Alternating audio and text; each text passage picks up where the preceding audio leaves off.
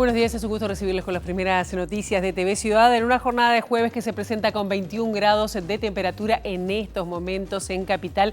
Una jornada que a esta hora está estupenda para salir de las casas. Así que bueno, saludo cordial a quienes nos siguen por Uniradio, la radio de la Universidad de la República, 107.7 de FM, por señal abierta, 6.1 por YouTube y por tvciudad.ui. Ahora sí, vamos a repasar el pronóstico del tiempo que nos proporciona el Instituto Uruguayo de Meteorología que tenemos para hoy. La máxima, atención, aprovechen ahora porque la máxima será de 32, el cielo estará claro, con pasaje de nubosidad, una jornada calurosa y disfrutable. La mínima ya la pasamos, era de 17 grados esta mañana. Mañana viernes, ¿cómo estará? Bueno, también el cielo estará claro con pasaje de nubosidad. La máxima va a ser de 31, la mínima de 18. La lluvia se viene en el comienzo del fin de semana, el sábado. Las temperaturas estarán ubicadas las extremas en 21 29 para Montevideo y el área metropolitana, pero se prevén precipitaciones y tormentas que serán aisladas según el pronóstico de Inumet. Tenemos muchos temas para compartir con ustedes hasta las 9 de la mañana y muchos de ellos tienen que ver con temas políticos, porque justamente la mesa política del Frente Amplio de Salto solicitó la expulsión de el edil y dos edilas que votaron a favor de un plan de financiamiento recientemente aprobado en la Junta Salteña, promovido por el intendente Carlos Albizu, de extracción nacionalista. El presidente del Frente Amplio, Fernando Pereira, consideró una inconducta la actuación de los ediles.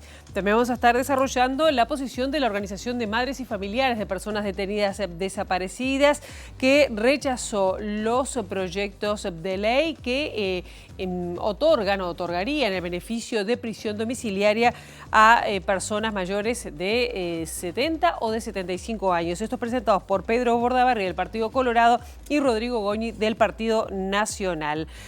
Vamos a hablar también de lo que sucedió en la Cámara de Diputados, que volvió a postergar la votación para crear una comisión investigadora por la estancia María Dolores, que tanto ha dado que hablar, esto por parte del Instituto de Colonización, o sea que no se va a tratar este año, paso para el próximo. Y también seguimos con algunos ecos de la interpelación al ministro de Educación y Cultura, José Carlos Maía, por el caso del presidente de ACE, Álvaro Danza. Bueno, el vicepresidente de la Junta de Transparencia y Ética Pública, estamos hablando de Alfredo Asti, dijo que le preocupa que se ponga en duda la pertinencia y el trabajo de este organismo de transparencia. Sobre las 8:30 de la mañana vamos a estar hablando de temas departamentales, porque el invitado de hoy en TV Ciudad es el intendente de Montevideo, Mario Vergara. Muchos temas para preguntarles, algunos que tienen que ver, por ejemplo, con la limpieza, con el transporte. ¿Qué va a pasar con ese proyecto de transporte metropolitano, donde Montevideo tiene mucho que ver y podrían haber muchos cambios en la ciudad? Mario Vergara, 8:30, aquí en esta primera edición. Ahora, momento de abrir la ventana hacia las calles de Montevideo para, con datos del Centro de Gestión de Movilidad, ver por dónde circular, por dónde no. @IMTránsito, @MBD Transporte, para seguir en tiempo real cualquier cambio en la circulación. Qué hermoso se ve Montevideo a esta hora, cielo absolutamente despejado. Después nos vamos a fritar sobre el mediodía con estos 32 grados.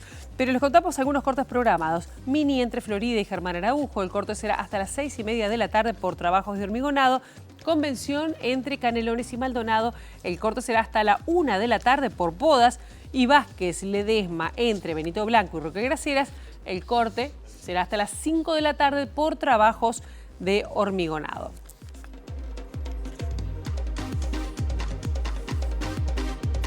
Y vamos a lo que pasó en Salto, así comenzando el desarrollo informativo, porque la mesa política del Frente Amplio de Salto solicitó expulsar a un edil y dos edilas del departamento por votar a favor de un plan de financiamiento que se aprobó finalmente en la Junta Departamental de Salto, promovido por el intendente Carlos Albizu.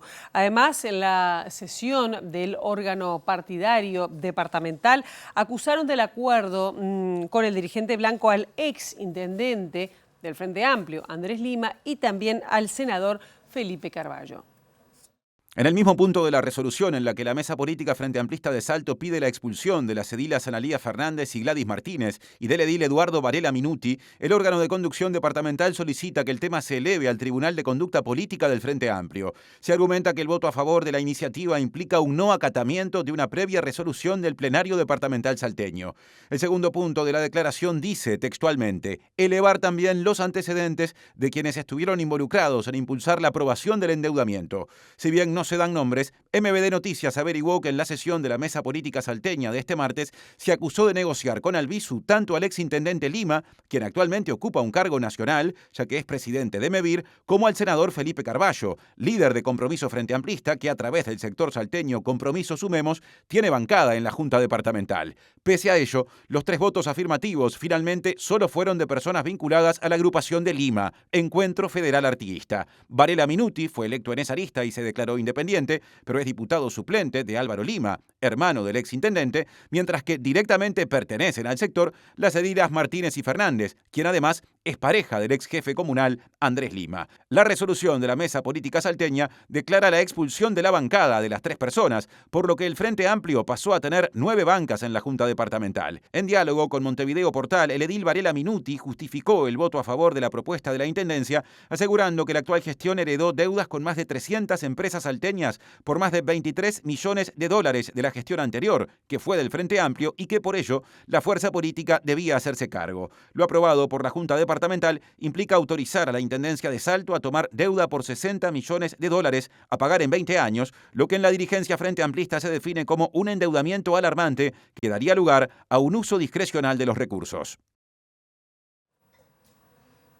Sobre este tema se pronunció el presidente del Frente Amplio, Fernando Pereira, quien dijo que era una inconducta la actuación de los ediles porque fueron contra una resolución que se había tomado a nivel de la Mesa Departamental de Salto. Sobre ese sentido también manifestó disconformidad con el actuar del intendente salteño, Carlos Albizu, que la negociación, dijo, debería haber sido con el órgano partidario y no directamente con los ediles.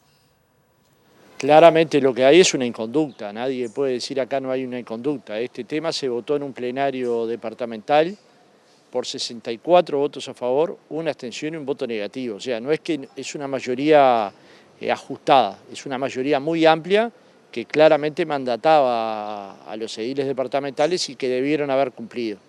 El no cumplimiento debería llevar una sanción, pero no lo va a laudar nunca el presidente del Frente Amplio. Como todas las cosas que son de conducta política o de indisciplina, lo trata el Tribunal de Conducta Política del Frente Amplio y lo resuelve en plenario nacional con una muy amplia mayoría, con 2/3 de los votos del plenario. O sea que ese va a ser el trámite que vamos a llevar adelante y lo vamos a hacer con paciencia y también conversando, porque conviene siempre recomponer a la fuerza política. La unidad es una cosa muy costosa de crear y muy fácil de dañar. O sea que todo lo que el presidente del Frente Amplio esté en condiciones de hacer para favorecer el clima de convivencia en Salto, lo va a hacer. ¿Qué pasó? ¿Cómo fueron esas negociaciones del sector de Lima con Albizu? No tengo ni idea.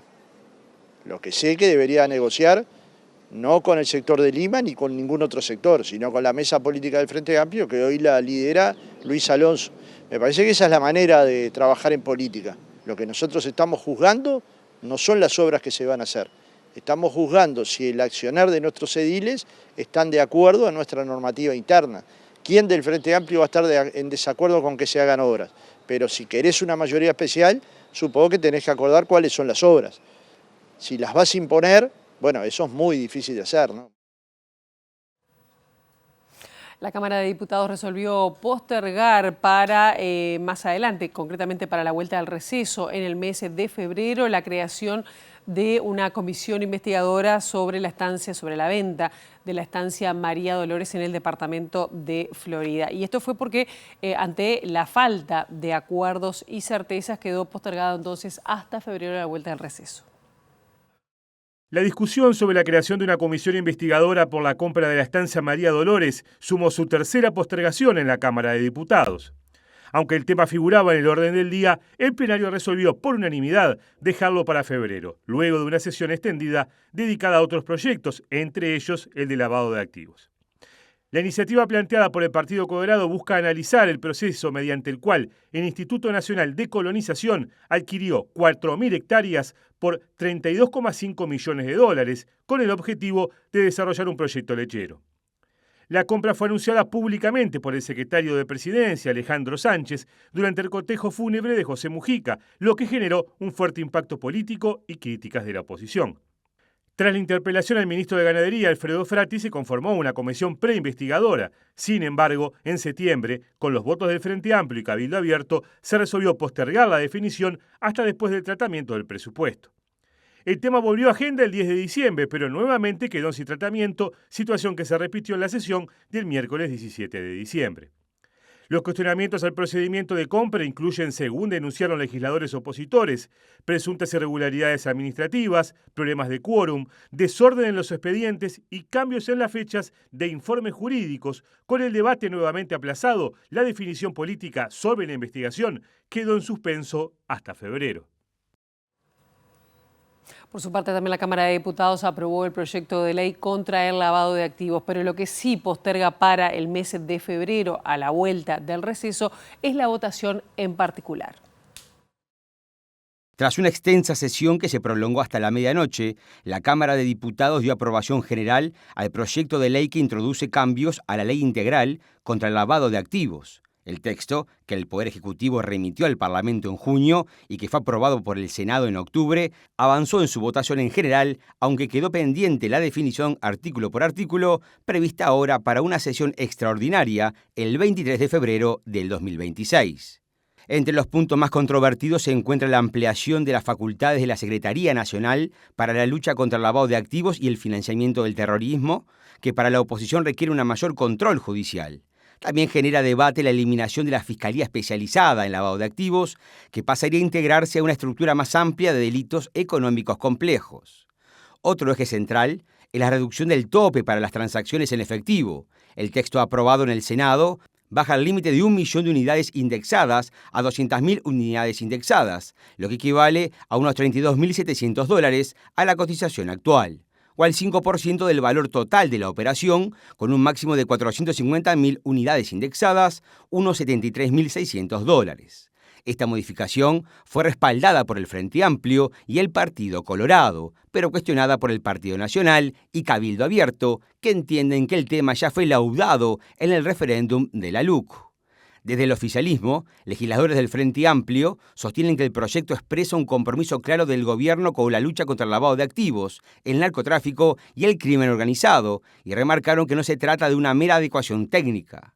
En tanto, la oposición adelantó que de no introducirse cambios, votará en contra de varios artículos cuando se aborde la discusión en particular. Con la aprobación general ya asegurada, el futuro del proyecto dependerá ahora de las negociaciones políticas de cara a febrero, cuando diputados definan si introducen modificaciones que obliguen a una nueva revisión del Senado o si el texto queda finalmente sancionado. Y seguimos esta vez en temas políticos, en lo que tiene que ver con una conformación o una coordinación por fuera del Parlamento. Con este tema está nuestra compañera Abril Mederos. Abril, ¿cuáles son las novedades hasta ahora? Sí, Pilar, buen día para ti, para todos y todas. Exactamente, porque hoy se reúne por primera vez por fuera de lo que son las bancadas parlamentarias los integrantes de la coalición republicana, una iniciativa del Partido Independiente que conforma la mesa de coordinación de la coalición republicana con la integración del Partido Nacional y del Partido Colorado también. Y estamos con el impulsor de esta nueva instancia que tendrá como finalidad ir organizando la agenda por fuera de lo que es el ámbito parlamentario. Recibimos a Pablo Mieres, gracias por recibirnos esta mañana.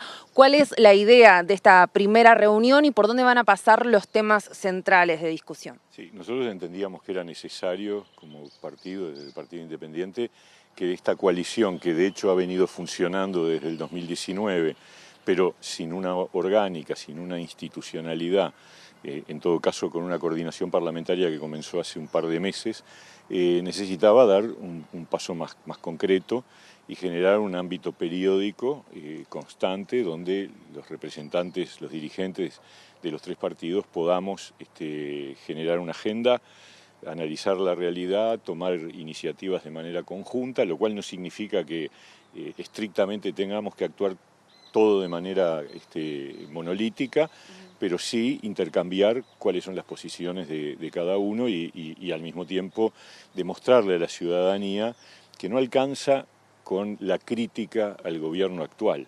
Hay que demostrarle a la ciudadanía que hay una propuesta alternativa y que eso tiene una estructuración y tiene una sintonía en todos los temas referentes al futuro del país. Algunas personas podría llamarle la atención que Cabildo Abierto no esté convocado a esta instancia, siendo que formaba parte de la coalición republicana. ¿Cuál es la situación hoy día? Sí, la situación es muy clara, pero obviamente fue uno de los factores que yo creo que demoró el paso que hoy vamos a dar, porque durante un tiempo estuvo esa duda arriba de la mesa, pero el propio Cabildo Abierto, con el que hay un buen diálogo y hay un respeto, por supuesto, por las decisiones que cada uno toma, el Cabildo Abierto entendió que el camino de la coalición no era el camino que iban a tomar en este tiempo.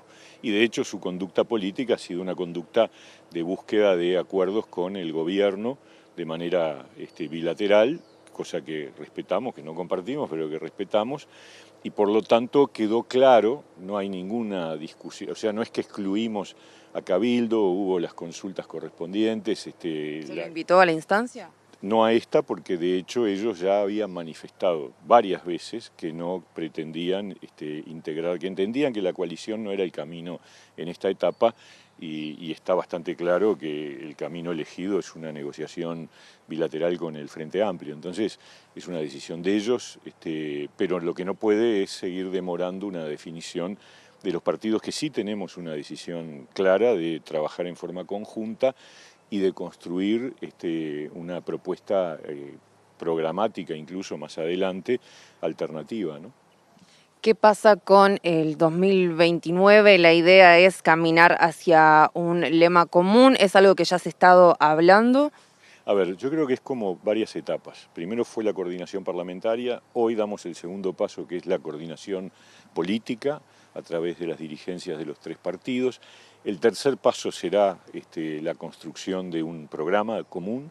Yo creo que el año que viene nuestros equipos técnicos de los tres partidos tendrían por lo menos que empezar a delinear cuáles son las orientaciones generales de un proyecto de país alternativo, además de seguir la coyuntura y de dar respuesta a los temas inmediatos que el país tiene. Y el cuarto paso es el formato electoral. Para eso hay tiempo, y yo creo que adelantar esa discusión es un error, porque probablemente haya diferencias, matices sobre cuál es la forma de presentación electoral.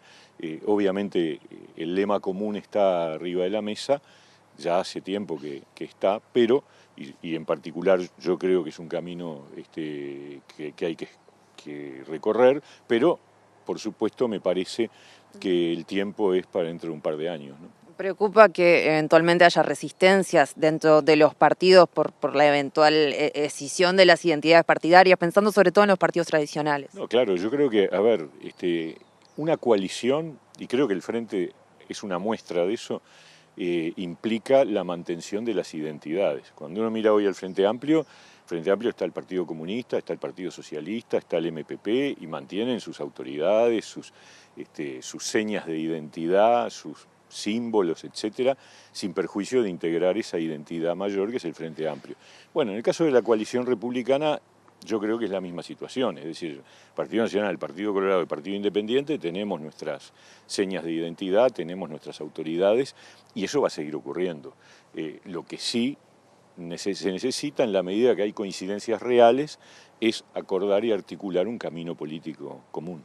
Le hago la última a modo de cierre, pensando en esas identidades de coalición republicana, y para 2026, ¿por dónde entiende usted a priori que deberían pasar los primeros puntos de discusión o las prioridades en términos de discusión política el año que viene? Sí, yo creo que está claro que una línea es la agenda que vaya surgiendo en la discusión más de temas estratégicos. Por ejemplo, el tema del problema del abastecimiento del agua potable en la zona metropolitana, el tema del transporte, cómo se va a resolver el tema en la zona metropolitana y más allá de la zona metropolitana, las cuestiones vinculadas con el posicionamiento internacional del país.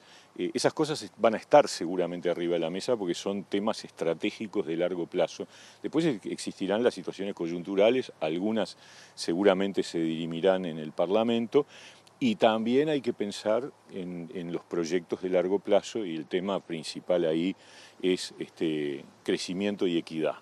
Es decir, cómo logramos que el Uruguay crezca de una manera mucho más potente de la que hoy existe, y yo siento que, de acuerdo a las orientaciones del gobierno actual, no veo que haya una posibilidad, un impulso mayor. Bueno, hay que avanzar en esa dirección y, por supuesto, también responder a problemas de fondo de larga data, como la pobreza infantil, como el problema de la deserción estudiantil en la enseñanza media o el desempleo juvenil, que para mí son tres problemas serios, hipotecas que el Uruguay tiene y que han pasado gobiernos de todo tipo y no se ha resuelto.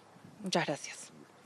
La palabra del líder del Partido Independiente, Pablo Mieres, en la previa de esta primera reunión de la mesa de coordinación de la coalición republicana, que tendrá lugar en un par de horas y de la cual tendremos novedades luego en conferencia de prensa por parte de los líderes partidarios. Ahora volvemos a estudio.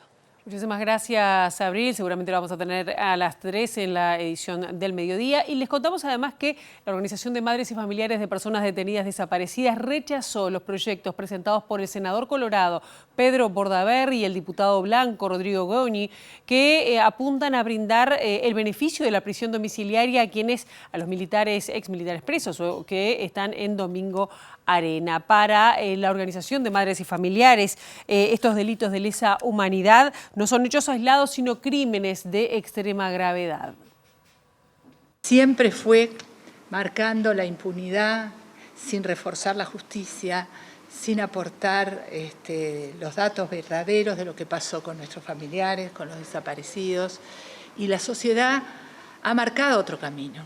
La sociedad ha trabajado enormemente desde muchísimos lugares por todo el país para sostener una memoria, para construir la verdad, para denunciar, para ir contra el relato sostenido de impunidad, de negacionismo de los primeros años de la democracia y contra la poca voluntad política que ha habido hasta el presente para terminar con el crimen de la desaparición forzada. Entonces estamos convencidos que este tipo de accionares son recurrentes en la medida que no ha existido la voluntad política de poner realmente un antes y un después con el terrorismo de Estado, terminando con los crímenes que se cometen hoy, con toda la información de la verdad, con la transformación y subordinación de las Fuerzas Armadas en este sentido, que tampoco se ha sostenido hasta ahora, y dando paso abiertamente a lo que la sociedad ya está construyendo de las capas y capas de verdad, de testimonios, de trabajos por la memoria que suceden en todo el país sobre los hombros de toda esta sociedad. Y por su parte, Pablo Chargoña, quien es el coordinador jurídico de Luz Ibarburu, del Observatorio Luz Ibarburu, dijo que este tipo de proyectos que buscan dar beneficio a militares retirados que están presos sería una ventaja que resultaría una ofensa para las víctimas. Además, recordó que la prisión domiciliaria es algo que ya existe en la legislación uruguaya y que las condiciones de vida que tienen quienes están en la cárcel de Domingo Arena se parecen más a las de una casa de retiro que a un centro penitenciario. Estos proyectos de ley lo que intentan es beneficiar, otorgar una ventaja a los autores de crímenes de lesa humanidad que, según el derecho internacional, son considerados enemigos del género humano. Y al hacerlo, constituye una forma encubierta de impunidad, de insólito restablecimiento de la impunidad de la Ley de Caducidad de 1986 por la vía de la excarcelación y el beneficio de la prisión domiciliaria. como tal beneficio a quienes son indagados, imputados, condenados por crímenes de lesa humanidad en el marco siempre del debido proceso, es una forma de traición y ofensa a la memoria de las víctimas, a la de los desaparecidos, a los ejecutados. Es una burla al dolor de los atormentados y atormentadas, de los miles de hombres y mujeres que fueron afectados gravemente por el terrorismo de Estado. Sí señalar una vez más que las personas que están en el establecimiento penitenciario Domingo Arena, que está en una unidad militar, y en el otro establecimiento penitenciario de Guardia Republicana, están en unas condiciones de alojamiento absolutamente diferentes al resto de las personas privadas de libertad, en condiciones muy ventajosas para ellos. Conocemos Domingo Arena y parece más un hogar de retiro que una cárcel. Integrantes de la agrupación de jóvenes reformistas del Partido Colorado también expresaron su rechazo a estos proyectos de ley, tanto del senador de su partido, Pedro Bordaberry, como del diputado Blanco Rodrigo Goñi. El edil colorado Federico Paganini, que integra el sector Unir para Crecer, liderado por el senador y secretario general del Partido Colorado, Andrés Ojeda, dijo que no se van a sentir representados por nadie que vote este proyecto, según informó La Diaria. En un posteo, el diputado suplente Diego Ribeiro, integrante de la misma agrupación, rechazó las iniciativas. Afirmó que hay proyectos de ley que no se explican por sus fundamentos, sino por sus destinatarios, y que el sistema actual ya permite respuestas humanitarias, pero las subordina correctamente a una evaluación individualizada del caso concreto. Ribeiro agregó que el destinatario evidente del proyecto son los juzgados por crímenes de lesa humanidad y que cuando el Estado relativiza y automatiza su respuesta frente a los crímenes más graves, no gana humanidad, pierde autoridad moral. Y también en el mismo sentido se pronunció Javier Barrios Bove, quien es concejal municipal del Partido Nacional y también es abogado de la familia Heber en el caso del asesinato en dictadura de Cecilia Fontana de Heber, quien aseguró que las condiciones de quienes se encuentran privados de libertad en la cárcel de Domingo Arena es privilegiada respecto a otros presos en otros centros penitenciarios. Acotó que se alegan situaciones o condiciones humanitarias para pedir la prisión domiciliaria, pero tienen condiciones distintas en acceso a sistemas de salud, de psicología, de gimnasio, patio y televisores, entre otros elementos. Las condiciones en que están los presos de Domingo Arena, que son bien distintas a la del resto del sistema penitenciario, era importante ya que se alegan situaciones de humanitarias o de humanización con respecto a estos privados de libertad. ¿Son unos pobres viejitos? Yo creo que son gente que goza de privilegios, o mejor dicho, todo el sistema penal debería tener las condiciones de reclusión que tienen ellos, porque como dijo el comisionado parlamentario, los sistemas de reclusión no deberían mortificar y deberían garantizar los derechos humanos. Lamentablemente los 16.000 reclusos o privados de libertad que tiene el Uruguay no tienen las condiciones de prisión o de reclusión que tienen quienes están alojados en la unidad de Domingo Arena. Bueno, ¿qué privilegios tienen? A ver, cuando hablamos de situación de salud, ¿no? Ellos tienen un médico que va 3 veces por semana, que está de retén 24 horas, tienen enfermería o unas enfermeras que están ahí 24 horas, tienen una asistencia, una emergencia móvil privada, independientemente de la que ellos puedan tener, es un área protegida, por llamarlo de una forma, reciben la medicación con orden judicial, son trasladados a los distintos especialistas médicos que ellos tengan, en los distintos prestadores de salud, tienen una psicóloga puesta por el comando del ejército que los va a visitar una vez por semana y tienen sesiones de 50 minutos, a veces semanales, a veces quincenales, tienen unas condiciones de patio, de acceso a un gimnasio, de acceso a televisores, que como te decía, la mayoría de los reclusos que están en el sistema penitenciario uruguayo no gozan, incluso aquellos que están en mejores condiciones, a veces en las chacras policiales del interior. El director ejecutivo de AGESIC, Daniel Mordecki, presentó la renuncia a su cargo. Según publica La Diaria, la semana pasada se le transmitió a Mordecki la voluntad de que diera un paso al costado, ya que consideraban desde Presidencia que el trabajo que realizaba no ha dado los resultados que se esperaban y que el funcionamiento de la agencia tampoco es el que se buscaba cuando se lo designó.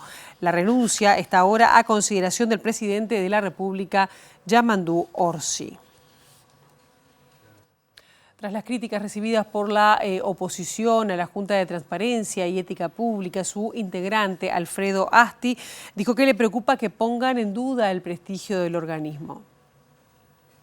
Para poder participar de la interpelación se necesita el voto de la Cámara. Creo que la moción que realizó la oposición cuando convocó al ministro se limita a preguntarle, a convocar al ministro para que se expida, el Poder Ejecutivo diga qué piensa o qué opina del fallo de la JUTEP. O sea, por lo tanto, el ministro fue a explicar que él no tenía ni opinión sobre el fallo de la JUTEP, más allá de la legalidad del mismo, de la competencia del organismo de expedirse, pero no del contenido, porque hay independencia técnica. Nosotros no deberíamos recibir y no recibimos ninguna proposición del gobierno para esta resolución. ¿Cómo toma los planteos del desprestigio a la JUTEP y que debería ser un organismo que no debería existir, como plantean algunos miembros de la oposición? Bueno, a mí me preocupa porque en el año 2019, en mi último periodo como legislador, se aprobó con nuestra participación la ley 19.797, que le da a la JUTEP mucho más facultades de contralor de las declaraciones juradas de funcionarios públicos obligadas a presentarla, y ahora este directorio está instrumentando ese mayor control, cosa que no había hecho el directorio anterior, dado que la ley estaba vigente desde el 1 de marzo de 2020, no había tomado ninguna medida, como por ejemplo tener un contador público que pudiera revisar el contenido de las declaraciones juradas patrimoniales de los funcionarios públicos. Este segundo bloque de MB Noticias estamos recibiendo con muchísimo gusto al intendente de Montevideo, Mario Vergara. Un gusto recibirlo esta mañana. ¿Cómo anda? El gusto es mío, muy bien. ¿Cómo lo llevan estos primeros 5 meses? Hice bien la cuenta, ¿no? Sí. De gestión. Con mucho entusiasmo, somos conscientes que hay una tarea muy importante por delante, pensando en la gente, hay cosas para hacer mejor que afectan la vida cotidiana de los vecinos, de las vecinas. La Intendencia, como usted bien sabe, realiza una enorme variedad de temas y de actividades, y por eso lo fundamental, como eso es algo inabordable por parte de una persona sola, lo fundamental es el equipo, ¿verdad? Y en ese sentido estoy absolutamente satisfecho y contento con el equipo que hemos logrado conformar para conducir esta etapa. Así que muy entusiasmado. Bueno, vamos a empezar con alguna de esas cosas que duelen. ¿Cómo está resultando las medidas de recorte para ajustar el presupuesto para lo que había la previa? La palabra recorte corre por su cuenta. Son medidas de ordenamiento financiero imprescindibles para poner en la plataforma, para tener un horizonte en los próximos años de poder desarrollar las políticas que son imprescindibles, ¿verdad? Sobre todo las que la propia gente marca como prioridad, el tema de la limpieza y la recolección de residuos, los temas del tránsito. Y bueno, nosotros hemos planteado que la Intendencia presentaba dificultades en materia financiera en el corto plazo, por eso nos vimos en la necesidad de tomar estas medidas con un plazo acotado. Son medidas por 6 meses que van desde el principios de octubre hasta fines de marzo, que no recortan salario, que no afectan derechos, sino que implican reducción de herramientas que tiene la administración para la gestión, como las horas extras o el sexto día, y que bueno, se vienen desarrollando de acuerdo a lo planteado, están teniendo los impactos financieros que nosotros esperábamos, recordando que son una batería de medidas que tenía un estimativo de un impacto de unos 19 millones de dólares. ¿Y está dando esos resultados? ¿Se va a reevaluar en marzo como para extender por lo menos el primer No está semestre? pensado extenderlo porque el diagnóstico es que las dificultades son de corto plazo y que este es el plazo razonable. Vamos a tener una formulación presupuestal ya para fines de marzo con la nueva perspectiva y por estas razones de ordenamiento financiero no está planteado evaluarse con miras a que continúen. Yo no voy a hablar de lo que dice, bueno, porque ADEOM tiene otra posición respecto por eso también, sí, claro. y ya lo hablamos en la entrevista anterior. Sí, pero quiero dejar en claro una vez más lo siguiente. El paquete de medidas tiene un impacto estimado de unos 19 millones de dólares. De esos 19 millones de dólares, 15, casi el 80%, responde a medidas que involucran a las empresas, principalmente a las empresas de mayor porte. Es un paquete de reducciones de pagos en acuerdos de partes, o sea, sin violentar ningún contrato, en donde, bueno, implican pagos menores a las empresas que obviamente tampoco le hacen gracia a los empresarios que le digan, mirá, tenemos la necesidad de reducir ciertos pagos durante un tiempo, pero bueno, o sea que ahí 15 de los 19 millones van por esa vía. Y las medidas que efectivamente involucran trabajadores tienen un impacto estimado de unos 4 millones de dólares, o sea, aproximadamente la quinta parte del total. Así como a los empresarios no les gusta que se planteen estas medidas, tampoco a los trabajadores, eso es totalmente razonable, así como son razonables y legítimas las medidas que el gremio adopte en relación a eso. Está bien. ¿Y cómo están manejando el presupuesto que ya tienen que presentar en breve en la Junta Departamental? ¿Tienen previsto solicitar algún tipo de préstamo respecto a la realización de obras, no ese del Banco República para financiamiento a corto plazo? ¿Cómo se está manejando? Bien, son dos etapas diferentes.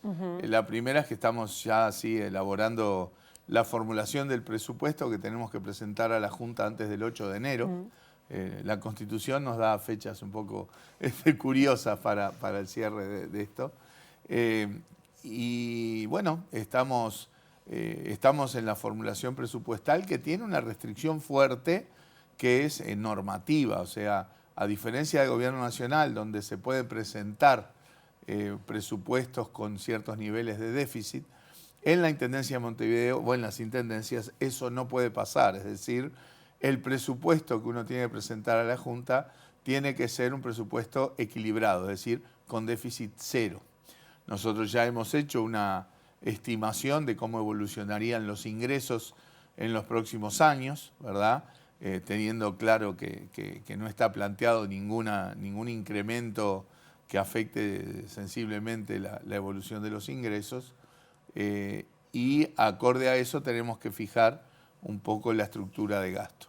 En la estructura de gasto estamos respetando las prioridades que manejamos en campaña, que son las prioridades que marca la gente en las encuestas permanentes que hace la Intendencia, referida a limpieza, recolección de residuos, movilidad, políticas sociales.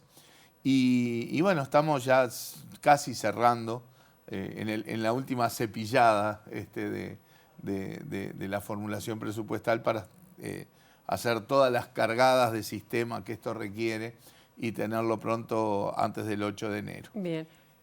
En paralelo estamos empezando a trabajar en algo que es extra presupuestal, que es la posibilidad de obtener financiamientos para ciertas políticas. Y un poco lo que en principio tenemos definido es que hay actividades que tienen que ver con limpieza, calle, vereda, saneamiento y ciudad vieja, que son los objetos sobre los cuales vamos a trabajar para solicitar financiamientos extrapresupuestales, o sea, financiamientos de organismos internacionales o algún tipo de fondo vía fideicomiso. ¿Y eso de cuánto se está estimando? ¿Cuándo empiezan a pensar en qué números? No tenemos un número aún, estamos en el diseño de esos 5 planes. Estamos viendo también la magnitud de los planes y cómo distribuirlo en todas estas ventanillas que de alguna manera uno tiene disponible, ¿verdad? El BID, el Banco Mundial, la CAF, Fonplata, fideicomisos.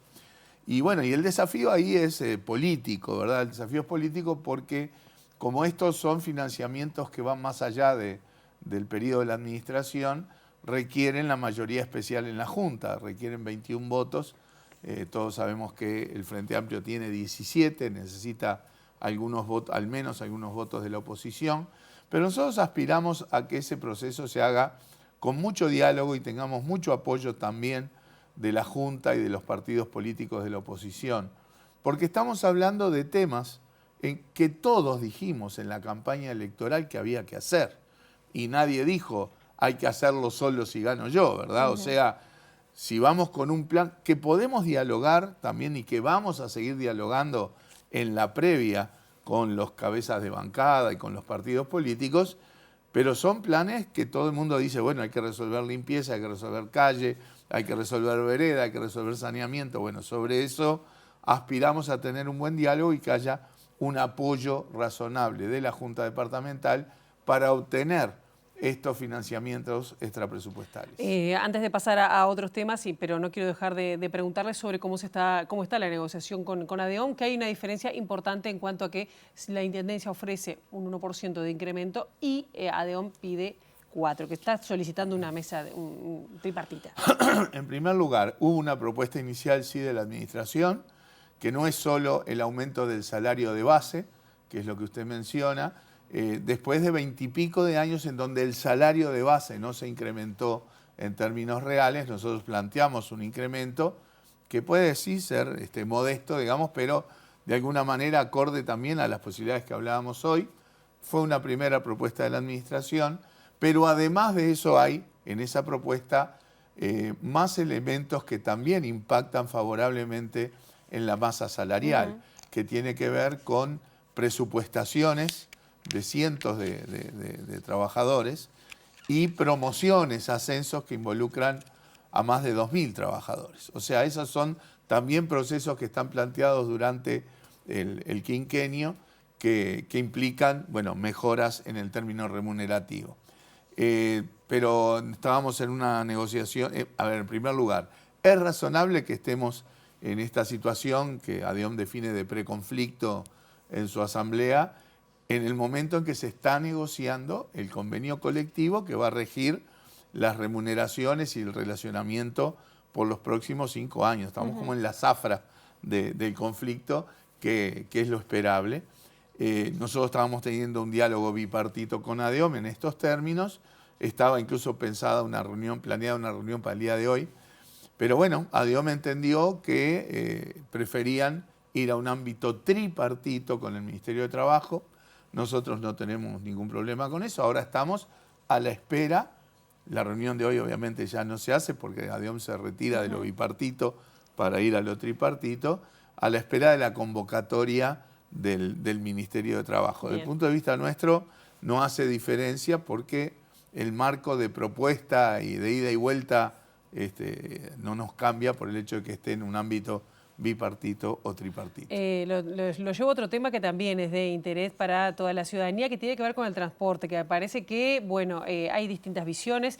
La Intendencia de Montevideo es como que ha puesto un poquito, por lo menos el freno, es la impresión que da para la intervención subterránea de 18 de julio, no sé qué va a pasar en 8 de octubre, pero ¿cómo está viendo eso? El otro día estaba escuchando a Juan Salgado en Radio Sarandí que decía, bueno, acá lo que hay que hacer es empezar para luego después, es arrancar, ¿no? Y Ruibal estaba también, el presidente de la Cámara de la Construcción, diciendo que, bueno, alertó también del riesgo de reventar el centro de Montevideo. ¿Cuál es la posición? ¿Por dónde va a trabajar la Intendencia? ¿Cuál es la visión que está teniendo sobre esto? Bien, nosotros tenemos un ámbito de coordinación y de diálogo con el Gobierno Nacional a través del Ministerio de Transporte y del Ministerio de Economía y la Intendencia de Canelones.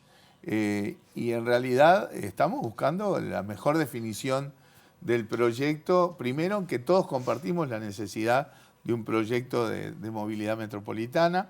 Ya hay puntos de ese proyecto que están acordados, como por ejemplo los corredores preferenciales para el transporte colectivo. en Avenida Italia y Anastasio, en 8 de octubre Camino Maldonado y 18 de julio. En general creo que también hay un acuerdo de que todo o casi todo el proceso va a estar con ómnibus articulados. O sea, ya hay varias cosas. Pero bueno, a la hora ya de la parte de la infraestructura, es donde aparecen un poco los desafíos, ¿verdad? ¿Cuáles son los puntos calientes? No es tan sencillo decir, bueno, vamos a estar 3 años, 4 años, qué etapas vamos a tener, si se hace una cosa subterránea o no.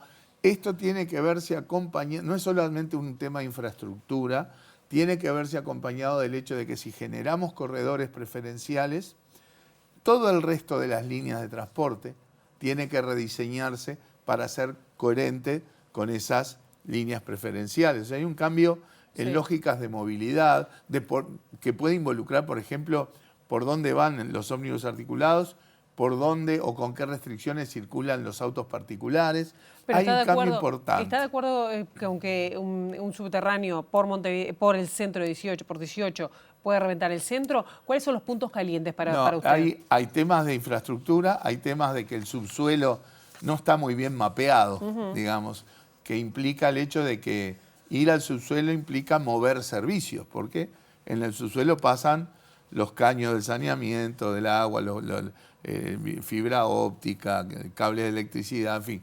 Todo eso requiere un mapa nítido de eso para no alterar todos esos servicios. Tiene sus dificultades, nadie dice que no se pueda hacer. Tiene sus dificultades, lleva tiempo, ¿verdad? Y acá hay que dimensionar impactos en el proceso. O sea, uno puede estar más o menos de acuerdo con el dibujo final, pero el proceso es importante, porque estamos hablando de años en donde tramos importantes de la ciudad, 18, Avenida Italia, 8 de octubre, son de las arterias principales, van a estar en obra.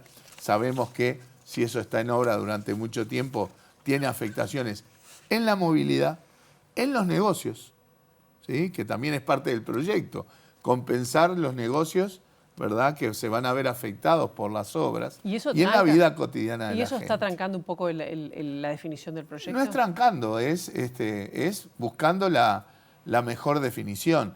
Es que es un proyecto muy complejo, que lleva su tiempo de evaluación, que todas las aristas estas son diferentes, porque yo diría la más sencilla es la de Avenida Italia, que tiene menos dificultades en todo este tema. Más espacio. Hay más espacio, ni hablar en Anastasio, que creo que prácticamente no tendría mayor afectación por los espacios que tiene. O sea que a la hora de empezar, evidentemente habría que empezar por allí, porque es el espacio más sencillo. Pero 18 de julio es una cosa, 8 de octubre es otra, tienen espacios diferentes, impactos diferentes, son 2 arterias plagadas de comercios. Entonces todas esas cosas hay que incorporarlas al análisis y estamos en muy buen diálogo con el gobierno y con la Intendencia de Canelones buscando el mejor proyecto. Es algo que no se hace en 15 días, digamos, que requiere visión, requiere estudios, requiere medición y requiere después, una vez que uno tiene el dibujo, ver en qué etapa se hace, porque son proyectos muy ambiciosos que llevan bastante tiempo implementar. Mario Vergara, lo tendremos que invitar para cuando haya una definición de este tema, que la gente lo espera. Claro. Muchísimas gracias por el momento. Ha sido un gusto. Nosotros ahora vamos a contarles que se inauguró el segundo centro comunitario en la zona de Tres Omoes. Decidimos comenzar por acá porque son centros donde hay mucha historia, donde hay comunidad organizada, donde son espacios que hoy existen porque hubo una comunidad que decidió organizarse para pelear por las mejores condiciones de vida en los barrios. Entonces toda esa historia hoy tiene mucho sentido para nosotros y el Ministerio se suma a acompañar este proceso y a mejorar y a poner recursos a disposición, presencia y armar una agenda de trabajo compartido que nos va a permitir ir avanzando de a poco en estas políticas que sentimos que van de la mano de este encuentro. Este espacio ha surgido a raíz de demandas de vecinas y vecinos ya hace muchos años. Luego surge el centro cívico como tal y ahora en este modelo de nueva gestión que ha traído esta administración del Ministerio de Desarrollo Social sale esta diría yo, una forma nueva de gobernar, pero una forma que viene concatenada con la anterior. Este centro ya tiene todos los programas del Ministerio de Desarrollo Social. Trabajan acá desde que este centro se fundó. Después se unieron otros organismos del Estado trabajando. Bueno, hubo un lapso en el que no se pudo en la administración anterior, pero volvimos nuevamente, tuvimos el contacto con la gente y tratamos de traerlos nuevamente hacia el centro. La Facultad de Psicología presentó un manual de buenas prácticas en educación integral en sexualidad que se propone como herramienta de consulta para docentes, personal de servicio, también técnico y autoridades educativas. La publicación reúne las 10 experiencias ganadoras del concurso de buenas prácticas convocada por la UDELAR. Sin duda la educación sexual integral tiene es la estrategia Princeps, es la estrategia fundamental para la prevención de estas situaciones.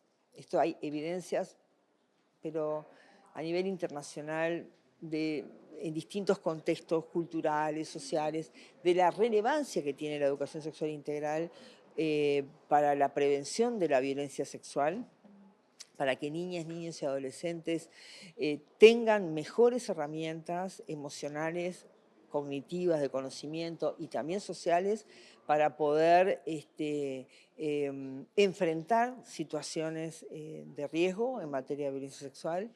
La importancia también de adultos protectivos que también tengan adecuadas herramientas para acompañar el desarrollo de niñas, niños y adolescentes y sus demandas de conocimiento, de información sobre educación sexual, sobre temas de sexualidad, que también puedan encontrar en los entornos familiares espacios no solamente protectivos, sino con información de calidad.